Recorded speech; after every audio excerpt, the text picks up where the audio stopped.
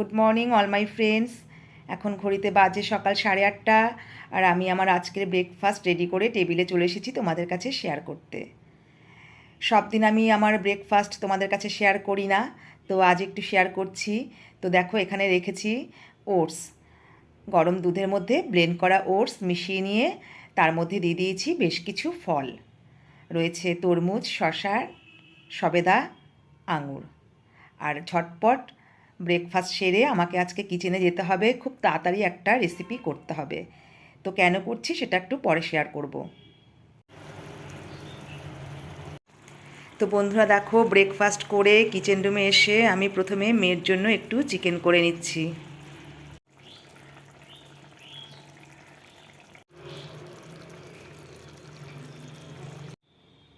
Hello all my friends, এখন ঘড়িতে বাজে সকাল 10টা আর আমি ব্রেকফাস্ট সেরে কিচেনে গিয়ে খুব শর্টকাটে মেয়ের জন্য চিকেন রেসিপি রেডি করে ফেলেছি আর টেবিলে এসে তোমাদের কাছে শেয়ার করে নিচ্ছি।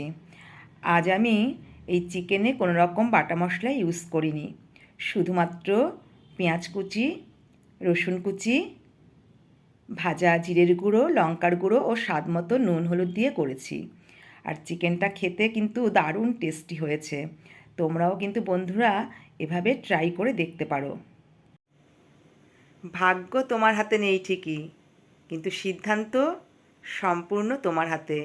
তুমি চাইলেই তোমার জীবনটাকে বদলে নিতে পারো শুধুমাত্র একটা সঠিক সিদ্ধান্তের মাধ্যমে।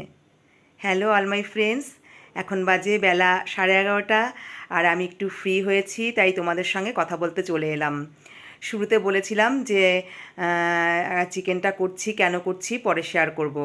তো চিকেনটা করা হয়ে গেছে, তোমাদের কাছে শেয়ার করে নিয়েছি। মেয়ে চিকেন দিয়ে ভাত খেয়ে অলরেডি বেরিয়ে গেছে 11টার মধ্যেই। তো এখন একটু ফ্রি, তাই তোমাদের সঙ্গে শেয়ার করে নিলাম। এরপরে আরও অন্যান্য রেসিপিগুলো সেরে নেব। তো আশা করব তোমরা ভিডিওটি স্কিপ না করে কন্টিনিউ করবে। তাহলে চলো দেখো এরপরে আমি কি করছি। এবার আমি চিংড়ি মাছ দিয়ে আলু পটলের একটা রেসিপি করছি। Good afternoon all my friends, এখন বাজে দুপুর 2টো আর আমি প্রতিদিনের মতো ঠিক দুপুর 2টোর সময় চলে এসেছি টেবিলে আমার দুপুরের লাঞ্চ মেনু তোমাদের কাছে শেয়ার করতে। চিকেনটা তো আগেই শেয়ার করে নিয়েছি, আর দেখো এখানে রয়েছে চিংড়ি মাছ আলু পটল দিয়ে একটি লোভনীয় রেসিপি, রয়েছে আলু ভাজা, রয়েছে পাবদা মাছের ঝোল।